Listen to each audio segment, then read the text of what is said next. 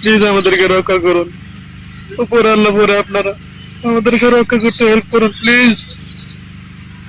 আমরা এভাবে মরতে চাই না। 30 জন লোক একসাথে রাশিয়াতে আসছিলাম।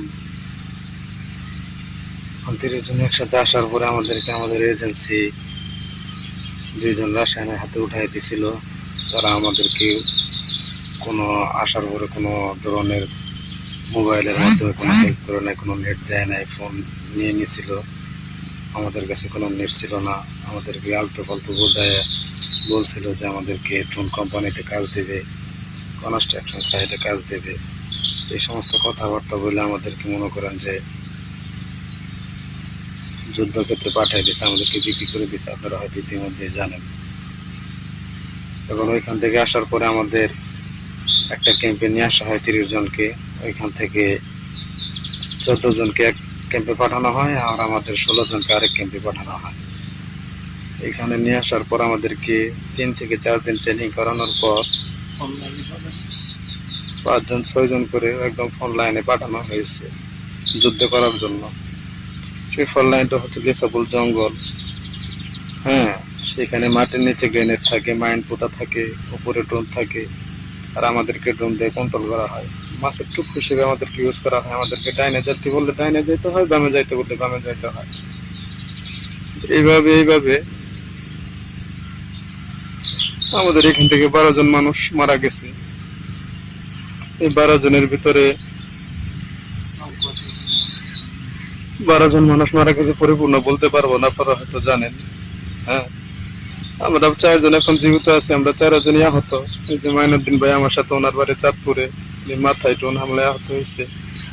আমি বাম হাতে আহত হয়েছি। এখন আপনাদের কাছে, দেশবাসীর কাছে একটাই অনুরোধ, দেশের সরকারের কাছে অনুরোধ, আমাদেরকে বাঁচান, আমাদেরকে রক্ষা করুন, হেল্প করুন। আগে আল্লাহ, পরে আপনারা। আমাদের 4 জনের 2 জন এখন হাসপাতালে। আমাদের 4 জনের ভিতরে 2 জন এখন অন্য একটা হসপিটালে আছে, আর আমাদেরকে একদম ক্যাম্পে রাখা হয়েছে। যে কোনো সময় আমাদেরকে এখান থেকে ফোন লাইনে পাঠাই দিতে পারে। কখন পাঠায় সেটা আমরা জানি না, আল্লাহ ভরসা, আল্লাহ ভালো জানে। আর আমরা তো ভাষাও বুঝি না, কোনো কিছু বুঝি না, বুঝাই বলতেও পারি না। আমাদেরকে যখন যা বলে তাই করতে হয়। আর আমাদেরকে অনেক নির্যাতন করছে।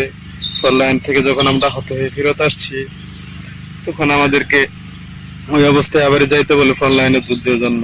এখন আমরা যাই নাই বিধায় আমাদের মারধর করছে, মাটির নিচে ভাঙ্গার আটকায় রাখছে 5 থেকে 6 দিন।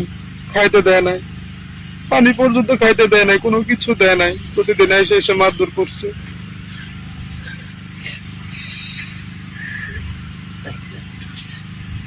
আপনাদের কাছে একটা অনুরোধ, দেশের প্রধানমন্ত্রীর কাছে অনুরোধ, আমাদেরকে বাঁচান। আমাদের সবাইকে রক্ষা করতে হেল্প করেন। দেশবাসীর কাছে একটা অনুরোধ। আর সবার বাড়িতে ছোট ছোট বাচ্চা আছে। আমার বাড়িতে একটা 5 মাসের বাচ্চা আছে। আমরা তো এই জীবন চাই নাই।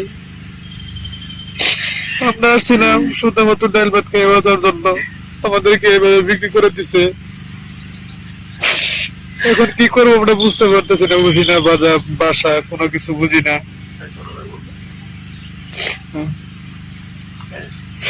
আমাদেরকে রক্ষা করুন প্লিজ, আমাদেরকে রক্ষা করতে হেল্প করুন। আপনাদের কাছে একটাই অনুরোধ, সকল স্তরের জনগণের কাছে একটাই অনুরোধ, আপনারা আমাদেরকে রক্ষা করতে হেল্প করুন।